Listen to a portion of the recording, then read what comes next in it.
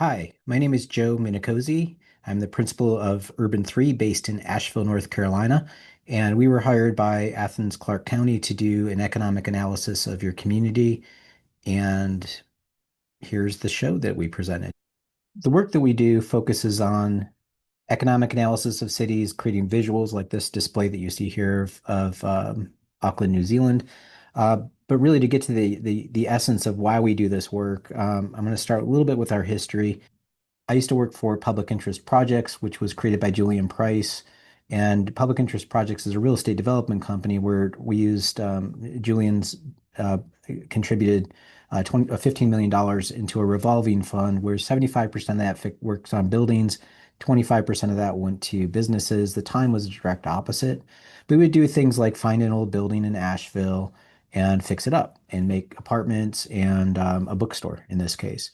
But we found ourselves as we're doing this work constantly explaining to our community why this mattered to everybody, not just us in our community. So there's data behind real estate development, but there's also data in the city and how you operate. So if a real estate development company is looking at information about the economic effect of buildings, shouldn't we be doing this for the city?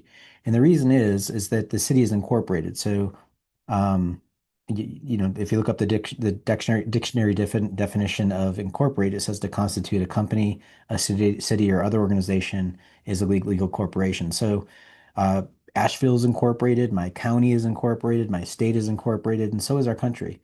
Joe Biden said this on the Stephen Colbert show. The United States is the largest corporation in the world.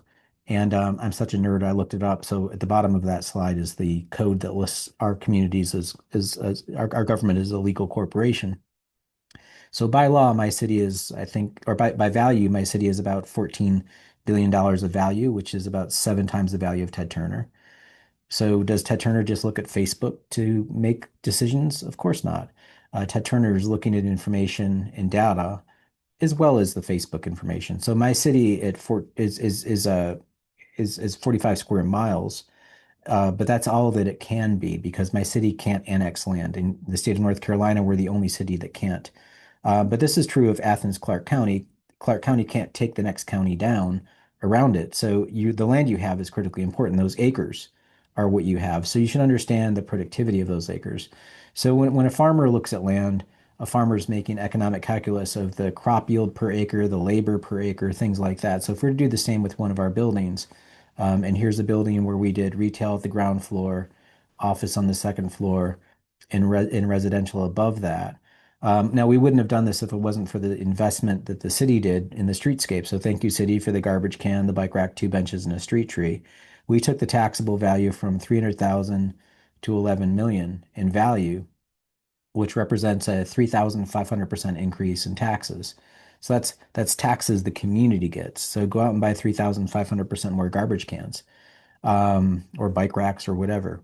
But again, we got pushback from our community. They're like, well, Joe, that's $11 million. This Walmart's 20 million. It's like, okay, that's double the value about, but it took 34 acres for that building to happen on the left versus the zero point 0.2 acres on the right. So if you're looking at gross value, you're missing the productivity. So to do productivity, you want to do a per acre yield. So per acre, we're producing 100 times more property taxes, double the sales taxes, obviously a lot more residents and more jobs. Now again, this isn't complex math that I'm doing here. The stuff on the blue is better than the stuff in the red, and this isn't default Walmart. This is just to understand the economics of how things work. And I need you to understand this isn't complex math that I'm doing here. It's basically fifth grade math. So when we talk about cars, we don't say miles per tank, right? We know that all tanks are different sizes. We know that that sounds a little weird even if I said that. And you would say, Joe, look, we say miles per gallon, not miles per tank.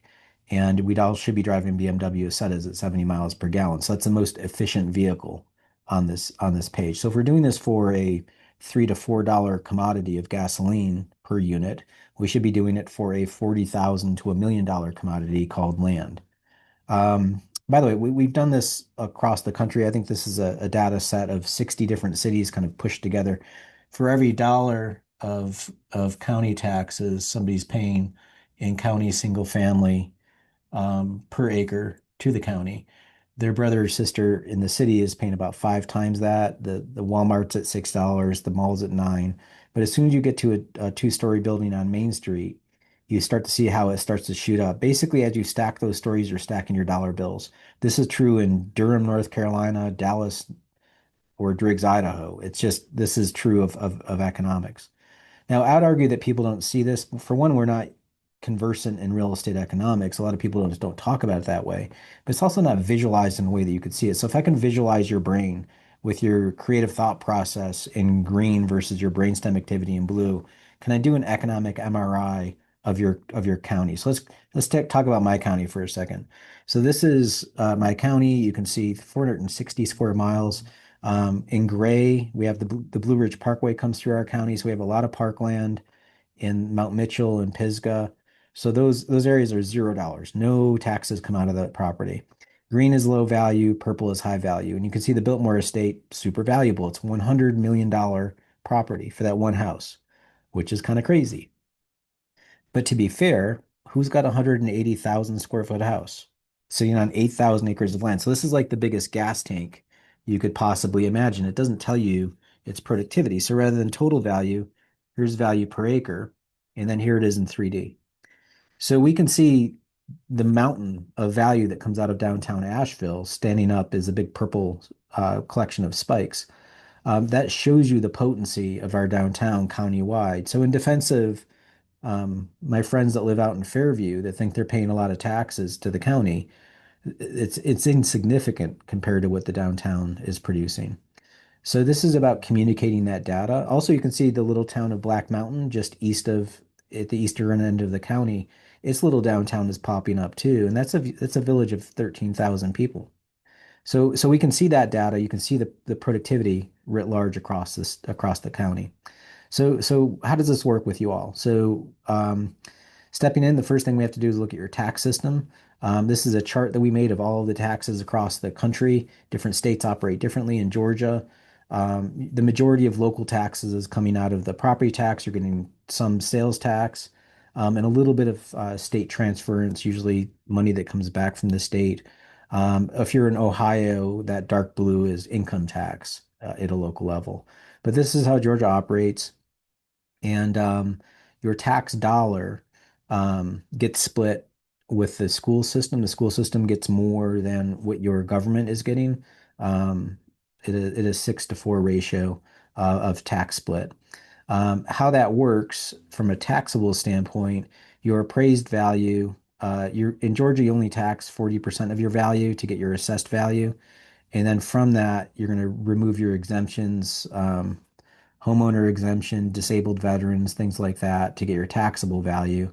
And then your taxable value is where you apply your millage rate, your tax rate to get your initial tax bill. And once you have that, you get sales tax credits if you're not a sales producing property. So a homeowner gets a credit back to get your total tax bill. So I hope this isn't too confusing, but basically we have to run this to run your dollars. And basically on the right, you can see that a $300,000 property, when you waterfall that down to your tax bill, it's about 14, let's call it $1,500 of taxes per that $300,000 property. So that's how it works in your community. This is how it would look for a commercial tax bill. When you flip it to residential, it's going to drop down to 1,200 because of the tax exemptions that you get residential versus sales tax, and also the sales tax credit shifts as well. So commercial properties pay more per value than single family, which is there are a lot of states where this operates this way. In North Carolina, we don't have a difference like this. So if you look at commercial versus a commercial, let's call it commercial residential, which is a renter, and then homestead, which is you're a homeowner. So somebody that's a renter is basically paying the commercial rate. Um, the tax credit is a little bit more because it's seen as a sales product like the commercial commodity. Residential, you get less of a sales tax deduction, but you're also getting a bigger deduction from the homeowner's exemption. So that's kind of how those bills work out.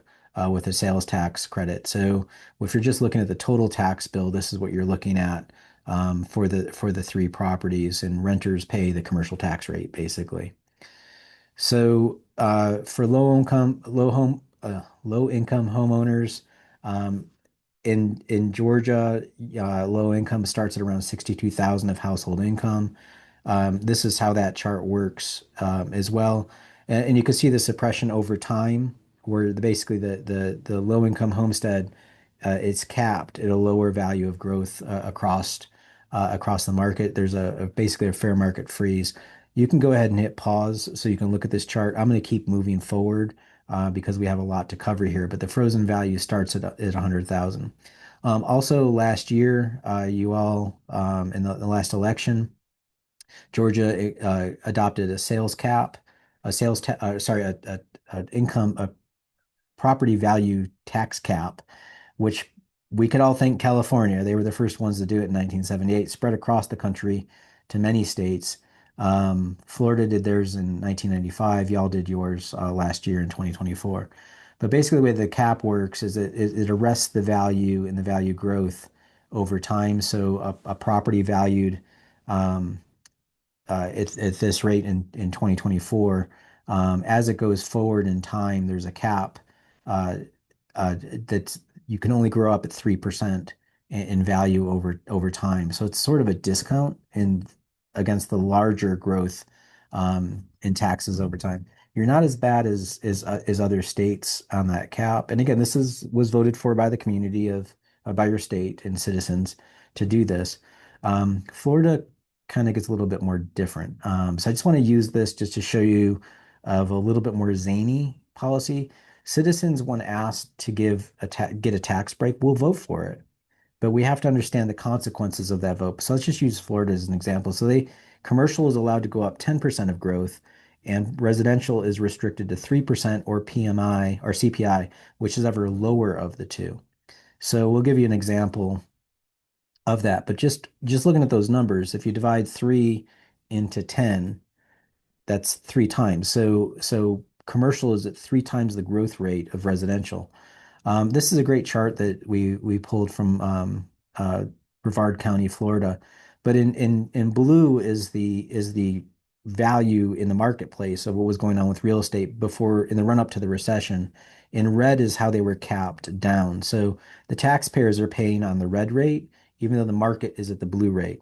Now, time affects these. So when you go through a recession and climb your way out, the market's going to start taking off again. But notice what happens with the assessed value.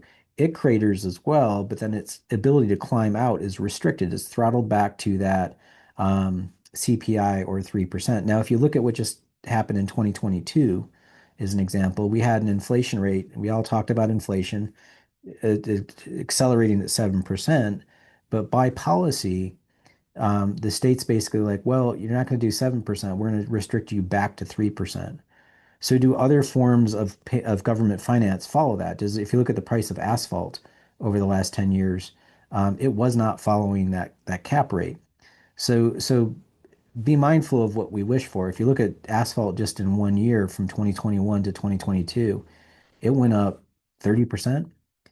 So those citizens may ask for this stuff. What we're not aware of is those other factors of what happens inside a marketplace. The government has to pay that price of asphalt to fix a street. Their costs are going up at 30% on that road.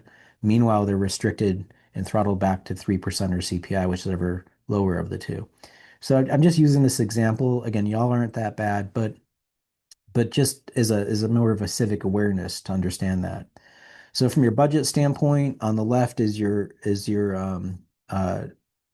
property taxes and sales taxes, and on the right is where it gets spent. We just made this chart. We like to make charts on graphics so you can have this. Um, and again, this is what we're going to put on a map is the sales tax and property taxes because that's coming from property. We can measure that. This is another chart that we've made. It's called a Sankey chart. And on the left, we have the revenue streams of what comes into your community. It goes to a general fund and how it gets distributed to those different buckets. But basically, we're going to map the sales tax and property tax. So looking at your county, this is your county in total value. And you can see like Jensen pharmaceuticals or the Athens Country Club high value properties, but to be fair, they're very, very large properties. So of course they're going to be high value. So rather than total value, here's value per acre. There's a map shift, and let's just get to the 3D. So you can see here's your various properties in their productivity. So if you're to lay your millage rate, it's the same millage rate across this model. The potency is coming out of the purple and red stuff on a pound for pound, dollar for dollar production for your community. This is your downtown. Um, so it takes up 0.2% of the whole portfolio of the county. It's producing about 8% of the county's property taxes.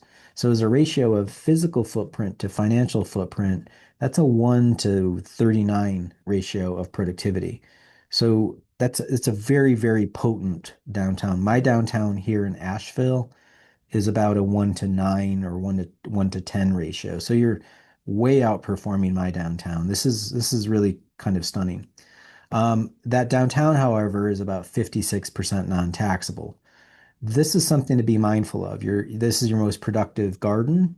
You want to think about how that land is used. Now, in some cases, it's good to have City Hall downtown. Those are jobs. There are people that work downtown. It's services provided to your community, but a surface parking lot may not be the best use of that land. So it's just things to worry about and have a conversation about. Going out to the whole county, you're looking at about 17% non-taxable. You do have some areas of under development authority. About 1% of that non-taxable is governed by that development authority. And then also you're home to University of Georgia, which is a significant landholder, but it's only about 6% of the non-taxable. This is true of a lot of college towns. You're not alone in this. In fact, we grabbed a bunch of college cities so that you could see downtown Lexington, Kentucky. We grabbed SEC schools, of course, and Gainesville. You're far larger than what they are, but when you look at the citywide, you can see that you're not as great a use of the property for the colleges as Gainesville's the biggest one. Now, to be fair, Gainesville also has a huge wetland on the east side of the city. But just and also note that all the different the square miles of the different areas are all different. Gainesville is way smaller than your county, and you're about half what Lexington, Kentucky is. So anyway, we just had this, so we thought we'd share it. Land value per acre, this is just turning off all of the buildings and just looking at the land value per acre. So there's no buildings in this image, and it looks the way that you would expect it. Downtown is worth the most, the dirt in downtown, and you can see where the commercial corridors are when you go through the community. But the most potent dirt in your entire county is under that building in your downtown. So sometimes you might see a small building, but you don't really know the data of what's going on in that. But again, these are the numbers that are in your system. Um, Zooming in, you can see, and again, as you hover over the model, you can see these different aspects. And again, at any time, you could feel free to pause this video to look more closely at the maps. But your downtown's dirt is averaging about 2.4 million an acre for the land value. If you as you go to the northeast, you can see about 176,000. The Boulevard neighborhood area is about 400,000 or 390. Normal Town is about 300,000. Five Points is about is 454,000. Southwest Athens, up against the river, basically is 100 on the north side of the river is about 171,000. Um, the Millage Avenue corridor is about 734. I'm going through all of these. I'll come back to a chart that has them all side by side. This is the corridor of West Broad Street, the Atlanta Highway, basically. So it's just showing you different components, and then let's is the roll up of all the charts. And this is basically how the community pieces are averaging for the land value. Now, I do want to highlight a couple of them here for a second. Northeast of downtown and southwest Athens. So these are two totally different socioeconomic neighborhoods. And then looking at the numbers, let's just put them side by side. The average parcel size is a little bigger on Southwest Athens. The average value per acre, however, is 1.2 million for the Northeast neighborhood, and it's only 800,000 on the Southwest Athens. When you get to the average land value per acre, it's about equal. So socioeconomically, would you consider or see these neighborhoods as being equal in value? And this is again something that we see this a lot with land value analysis is there's numbers that are running inside the models for value, but they don't necessarily align with the socioeconomic conditions of the different communities. And this is more to just how could you use these maps to just have a conversation and to better understand them. So we ran through this example. Okay, so now we've seen some data. Now let's just kind of do a windshield survey of your community.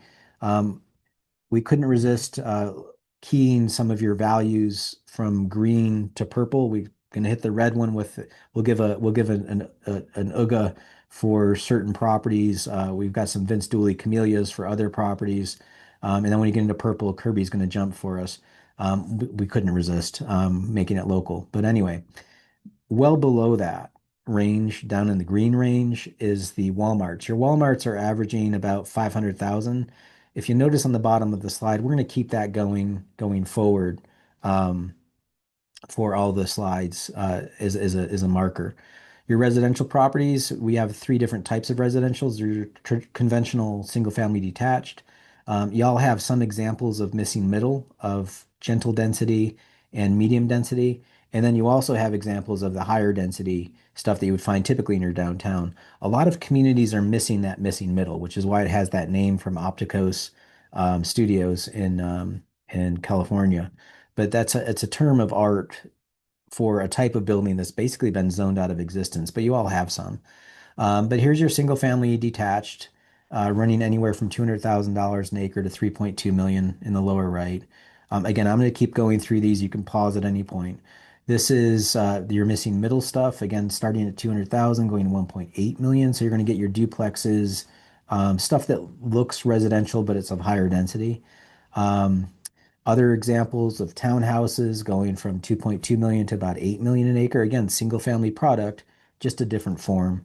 Um, and that one's going to pull an UGA. And then here, multifamily going from a million to 1.9 million and 2.3 million up to 6.5 million, again, for multifamily. And it tops out with these two at 34 million and 38 million respectively. Now remember, your Walmart's at 500,000 and your single family detached was starting around $200,000 an acre. So and with these two hitting over 30 million an acre, they're actually pulling the purple zones, so they're getting some jumping Kirby's. So let's recap. Your single family detached is averaging about $500,000 or about a Walmart in value. Your missing middle is averaging about 2.6 million an acre or about, what is that, five times the potency. And your multifamily, and again, there's a diversity of product there, but it's averaging about 9.8 million an acre in value.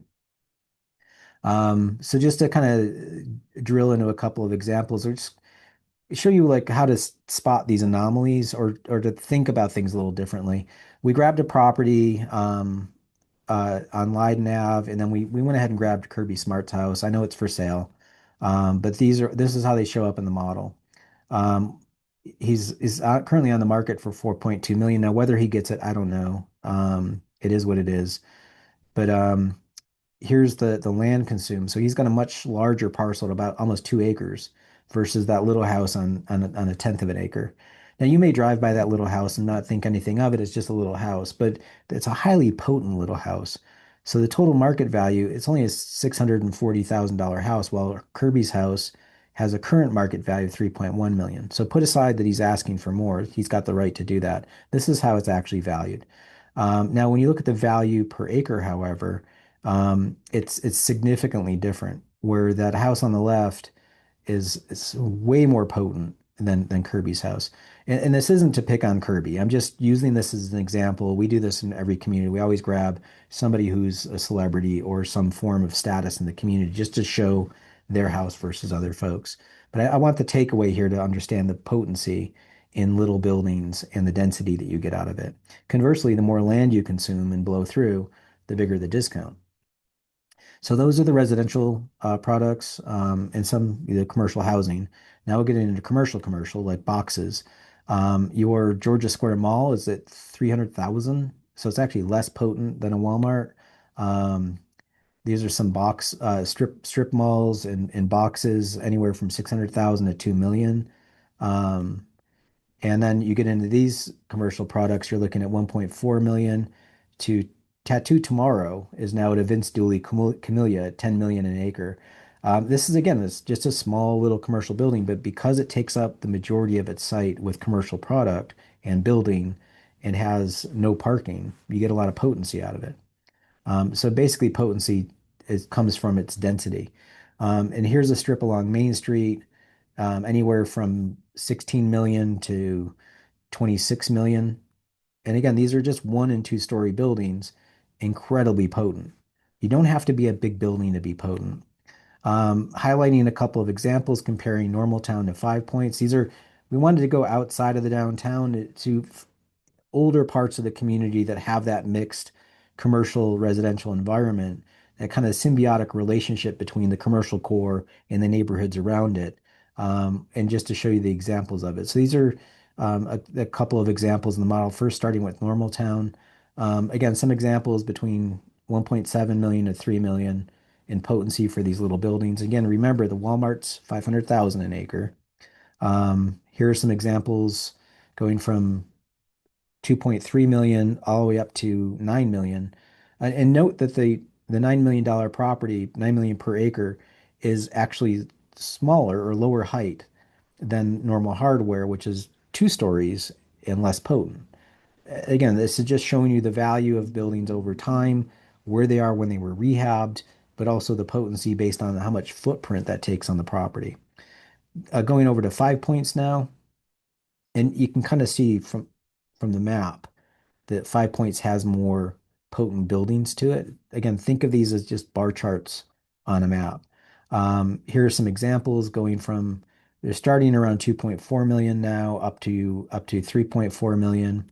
And then on this street, we get as high as 7.7 million for Bar Bruno collection of buildings that are kind of there, sort of shoehorned on the back side of that multifamily building to the right.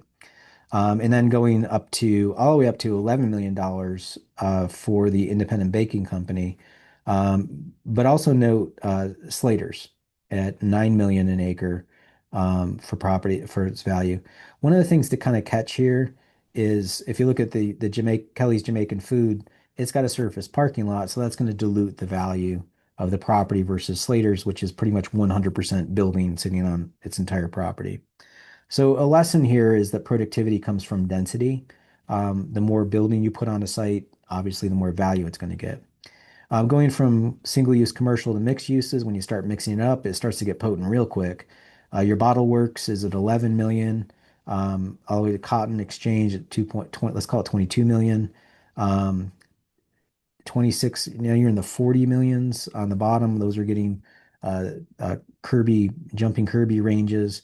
And you're seeing all these multi-story buildings. Again, big buildings, they're going to be potent. I get it. But it's a significant level of potency. Again, the game day condo is at 54 million an acre, while the Walmart is at 500,000 an acre. This is your land, and just be mindful of its production.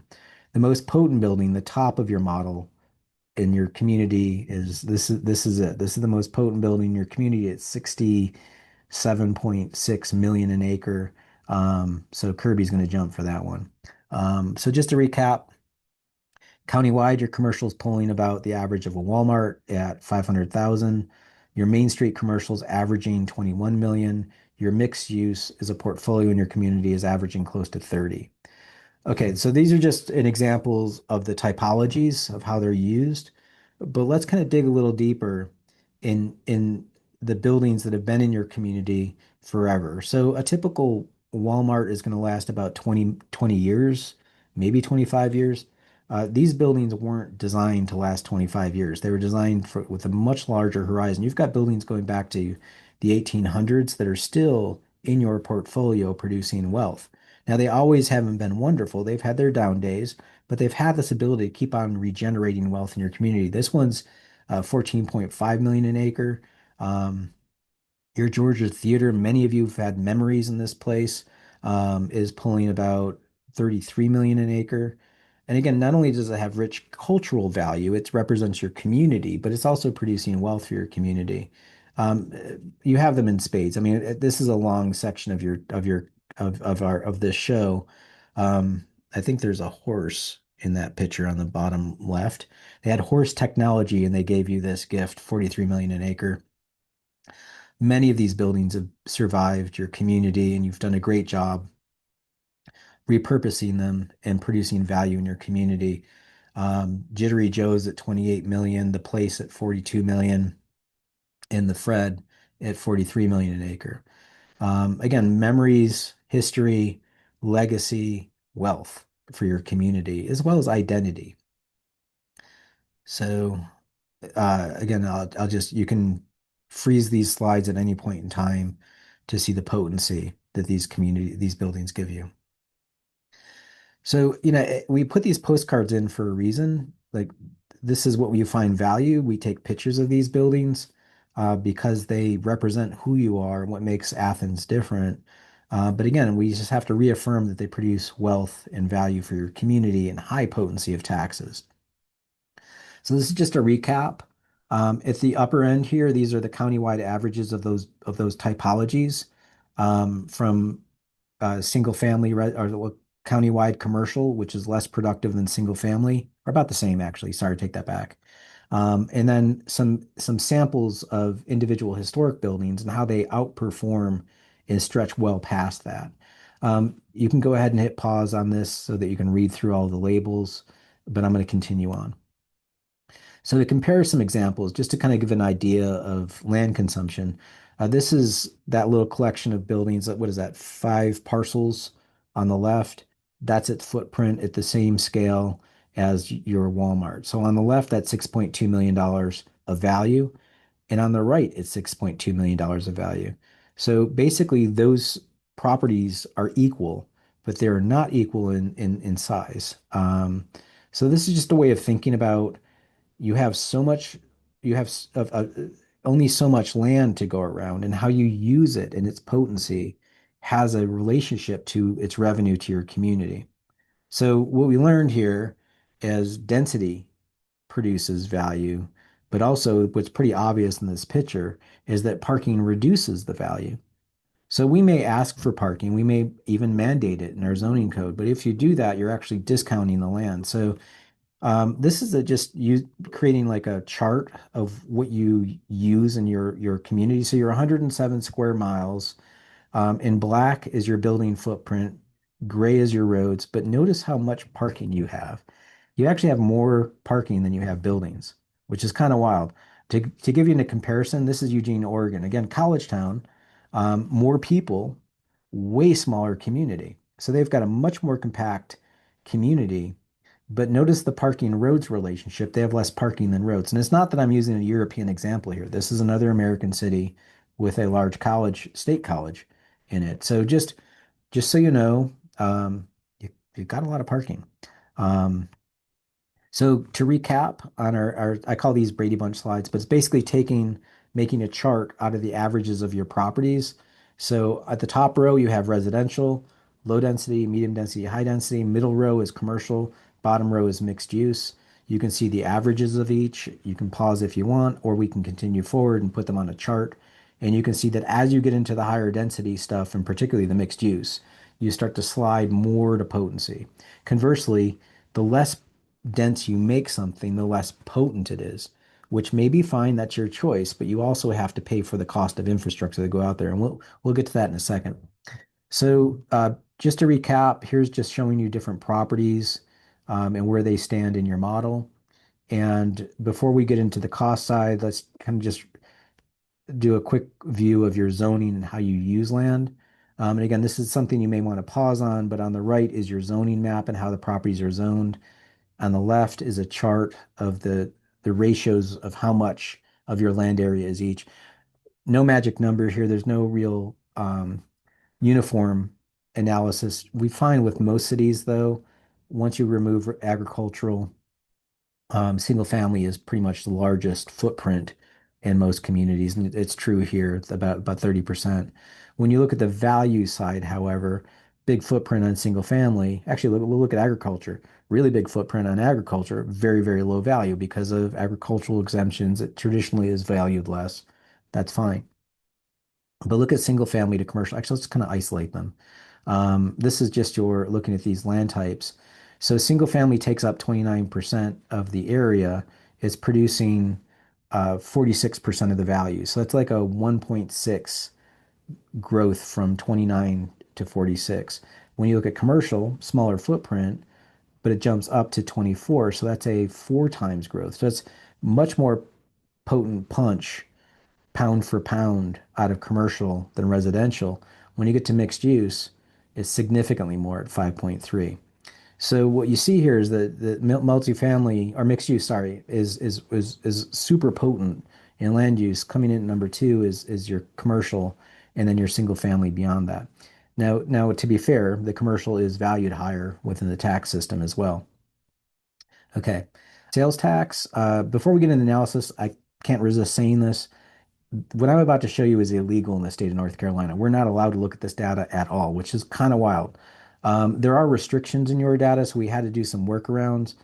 Just so you know, in South Carolina, we can actually get the data. I don't understand why South Carolina is open with the data for us to analyze, but North Carolina, it's illegal, and in Georgia, you have restrictions, but we can't change state policy. But just so you know, we were able to get your sales tax and your SPLOSTs, your special local option sales taxes, and we're going to put those on a map. So here they are. So it's about 20% of your revenues, and you can pretty much tell where your downtown is here in your corridors. So taking that and seeing where these properties are, but also let's bring in the property tax and kind of lay that on top of it, like icing on top of a cake. Obviously, you have a ton of property tax producing properties that don't produce sales tax. So that's the predominant orange stuff.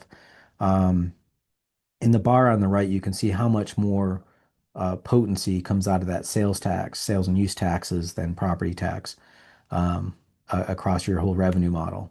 So zooming in, down here you can see the Olive Garden. The majority of the taxes that come out of the revenues that come out of the Olive Garden are the sales revenues with a little bit of property tax because it's mostly parking lot with that building. Obviously, the connection apartments are all property tax, no sales tax. This is Chili's Bar and Grill, and then Slater's Steakhouse. So just to kind of, you can't, it's kind of hard to see in this model, but this top little piece, you can see the little orange area sitting on top of the blue spike. To give you an idea of the scale of that, let's go ahead and slide that over the Olive Garden so you can see how much more potent Slater's is versus Olive Garden. Again, this isn't to throw shame at Olive Garden. It's just to understand that land use effect of how it's designed. Slater's has to depend on more folks being able to walk to it, shared parking, on-street parking, where if you build a big parking lot, it's going to dilute the value and productivity of the Olive Garden. So it is what it is. This is how it operates within your community. So putting them side by side, and looking at a commercial product that's just mostly parking, and then a commercial product that's part of your old downtown with scattered parking. The land consumed far greater with the Walmart versus those buildings that you see in this picture on Clayton Street. The sales tax revenue overall is less on the right versus the left. But when you look at the sales taxes per acre, is about 4 times more on the right, actually a little more than 4 times on the right than the left, and also more property tax is per acre on the right than the left.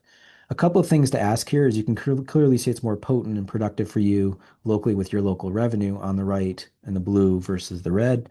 Um, but who's hiring the local attorney or the local accountant? Is it the little businesses in your community on the right, or is it the Walmart on the left? And again, not to throw shame at Walmart, it's to understand how these large operations work. They're going to have an accounting firm in Manhattan and a legal firm in Arkansas because they centralize their revenues that way. Don't hate the player, hate the game, and understand how this game operates. These small businesses are ridiculously potent in your community, but they also have a deeper spread of revenue in your community. And just be aware of that. There's a trade-off. Um, Now, looking at spatially how you grew, um, in your community, your city and county joined about 1990. Your county and city were different between then.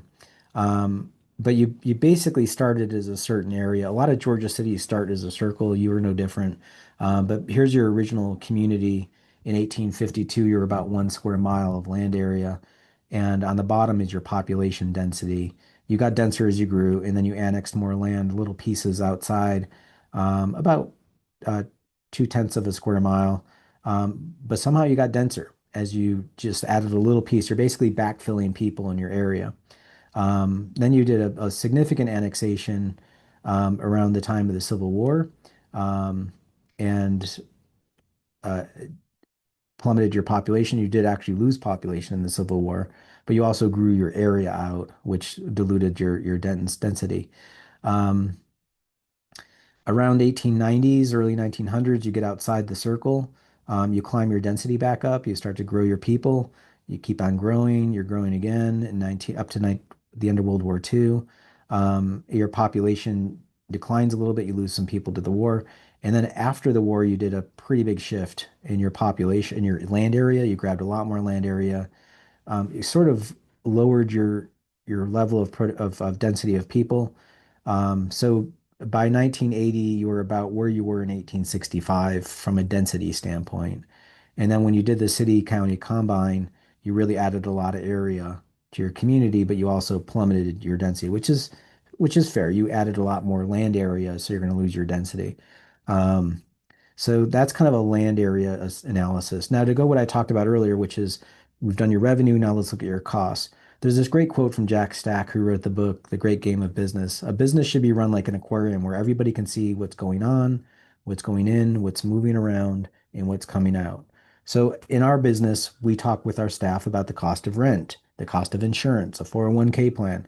Our team needs to understand the costs of carrying all of this, these benefits that we have, so that we have to know how we're earning money to pay for that. Well, the same is true with cities.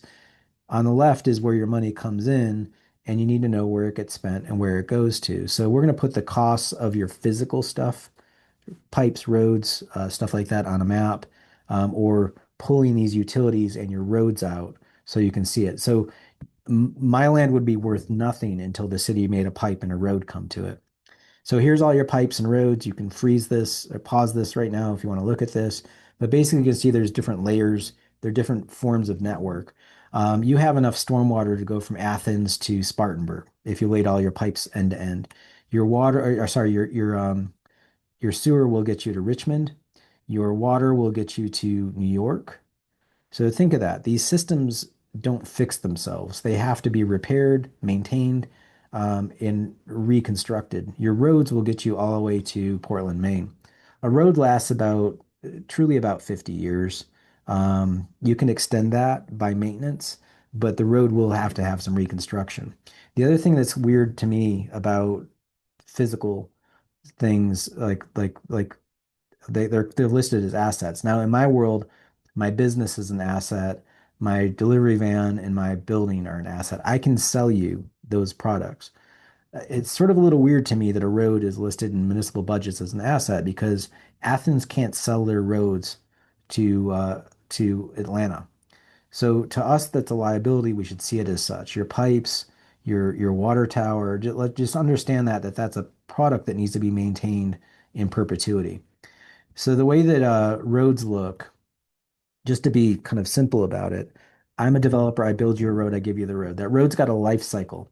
So you have every 10 years, you're going to basically be doing some level of resurfacing or preventative maintenance. And then after about 4 cycles of that is the big ticket item or the reconstruction. So you're basically just doing a sort of a rebuild on the road. That's pretty expensive. The better you maintain the road, the more that you invest in it ahead of time, you can actually stretch that out. But there will come a time when you have to do a reconstruction.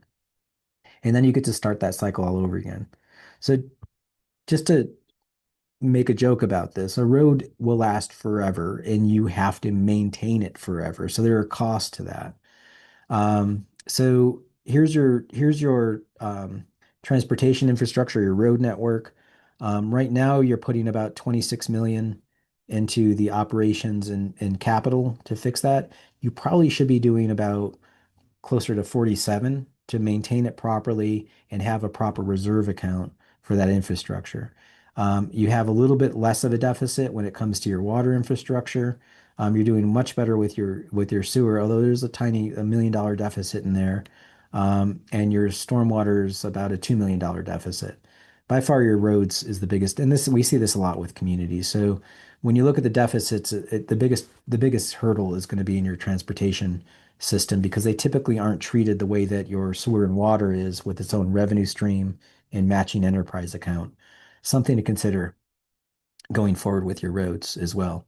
So you want to be mindful of those deficits or stacking it up side by side. This is the money that you're putting in for those infrastructures. Here's what you should be, and this is the overall deficit, excuse me, countywide. So a way to think about the deficit there's essentially a bill that's due to your community that you have to pay for one way or another. You're going to pay for it either out of um, a collapse that may happen or some emergency fix, but the bill is due. The bill is the bill. I mean, there's just you have to pay for these things. So per capita, if you're to take that deficit and spread it across and what's owed per person, it's about $13 of monthly cost added to the community from the transportation system, about $1 for stormwater, 350 for water, and about 40 cents for the sewer system, just to catch you up to that deficit to make you whole. Trade-offs. These are things that you have to pay for um, as you go down the road. So that'll make you whole there.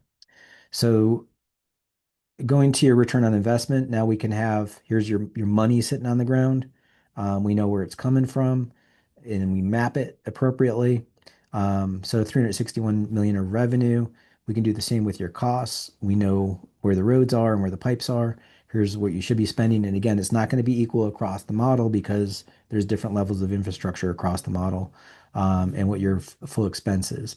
So to take this and shove it down into the ground because it's a sunk cost and then put the revenue on top of it and do a return on investment model of where your money comes from. So that we're going to turn this whole model on its side and look at it like you're looking at a boat floating in a lake. This is the money coming out of the ground. This is the sunk cost for that neighborhood to be there. Here's the net position. So within the black is net positive, what's in the red is net negative. Here it is in 3D hovering above the model.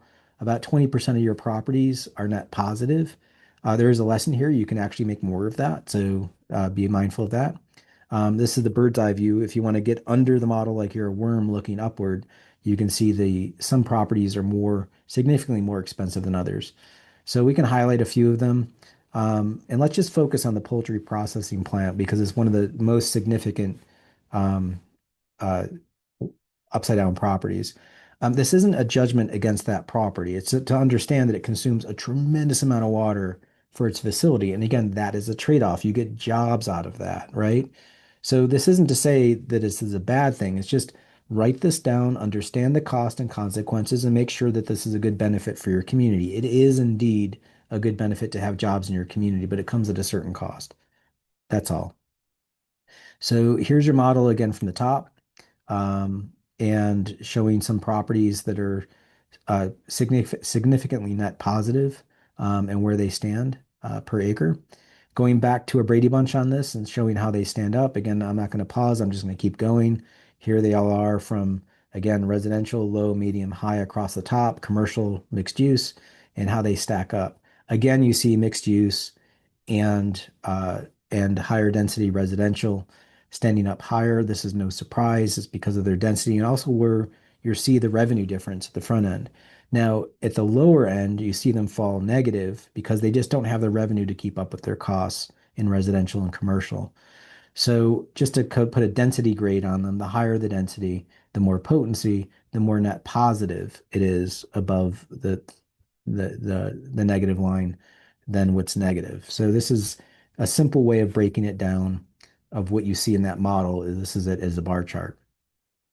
So one of the things that we've kind of talked about with the annexation period, um, we ranked the different periods based on its value. So if you go to 1852, your older buildings are by far more positive because they're more dense and they have more value in them. So your great grandparents actually gave you some great wealth, which is kind of wild. Um, when you go from 1853 to 1874, it drops and then it picks back up again in the next ring from 1875 to 1895, drops back down again up until 1925, and then picks back up again up until World War II. What we see time and time again with American cities, when we got out of World War II, we stretched our cities out, and you're not alone in this, but you go to a deficit mode because of the density that we went after. No one looked at the cost of suburban development post World War II, and you can see significantly greater from 1987 to today. So this is just a roll up of how that operates, and what time zone is the most costly for you all. And again, this this is an analysis that should have been done in the 1940s, but we really no city did it. And again, you're not alone in this. We see this with a lot of communities. So there's basically an inside city. Your core city is net positive. Your pre-1945 city is net positive $13 million a year, and your post 45 city is net negative 25 million. And it's real simple. You just have a lot more infrastructure out there and not a lot of revenue to harvest that wealth. But you can change that. So just to quote Michael Bloomberg, if you can't measure it, you can't manage it. We're focusing on the stuff that's on the ground, in the ground, and measurable. So, how to get out of this, or what are things you can do in a positive projection?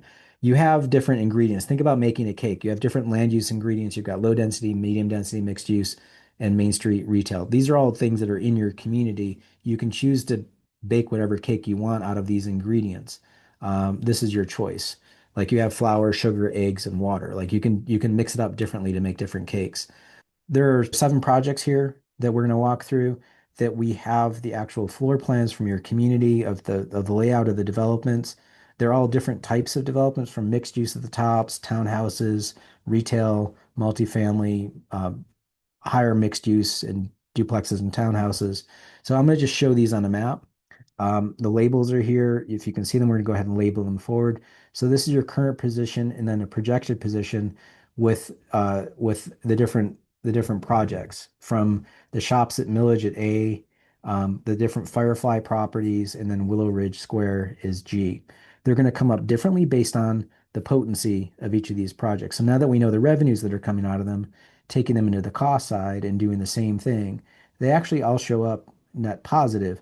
Now, there are varying degrees of positive that come out of this. So, to look at, let's say, um, Firefly number one at B is significantly more than Firefly 3 at D along the Firefly Trail.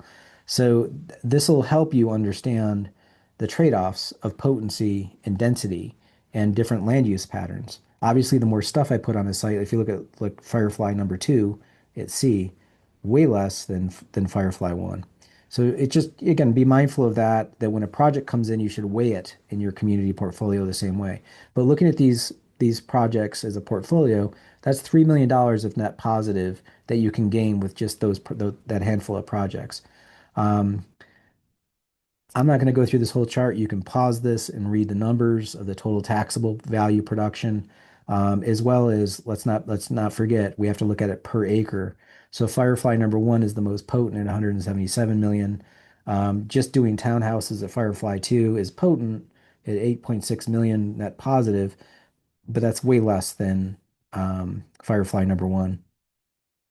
And obviously, if you just do retail, you're going to get more sales taxes.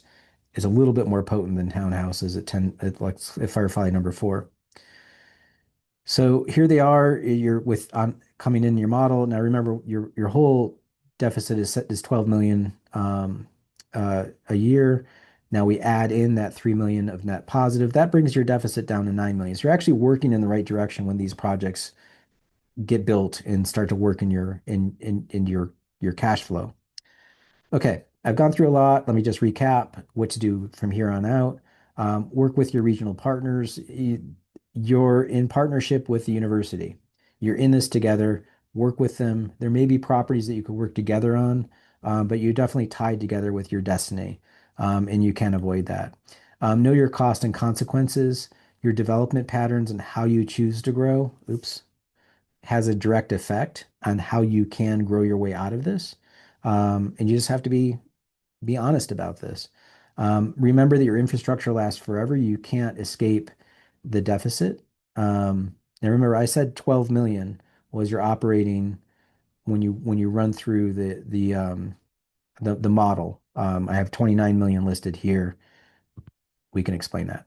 Um, this work is just the beginning. This is we ran this model. Just think of it like a fiscal health check.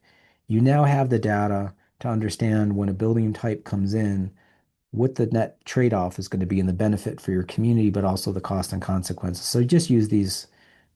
If you could just use these charts to help, that would be beneficial. That would be beneficial. The obvious rule here is you thicken up and use your land wisely. If you're already paying for a road, doing an infill property is going to be way better for you because that road's already there than going out and building a new road. So just be mindful of that. And also the potency that you get out of different land use patterns, particularly the residential mixed use and mixed density. And finally, consider the cost of spreading out. It just we were sold a bill of goods without understanding the consequences of it. And again, not your community alone. This is our countrywide problem with communities. And you're also not as bad as some of the stuff that we've seen. So just be mindful of those patterns and what you get out of the different patterns for your community. You want to create opportunities for new growth. Again, you're already doing this. Keep doing more of it. Now that you have this math and methodology, you can continue looking at projects with this lens and how to grow your way out of that deficit. Oh, and sorry, I don't want to neglect this one. Little buildings are incredibly potent, and you've got lots of examples in your community to show you that. Okay, just to recap, um, governments are set up a certain way. We're in a new world now with new technologies, and we have to take new thinking into how we make decisions. Um, we do this visualization with this Esri technology. You all have that technology. You can keep doing this, and you can't change what you can't see. If you don't put it on a map and understand it in context of your whole community, you don't you can't understand how different things happen. The way that we look at this is we call it geo accounting. It's like your accountant is going to make decisions based on information, and they don't care about your judgment on whether or not you buy a boat. What they care about is if you can afford a boat, right? So do the math, understand the model and how it works. And thanks for letting us do this work with you. We've really enjoyed it. And thanks for this time.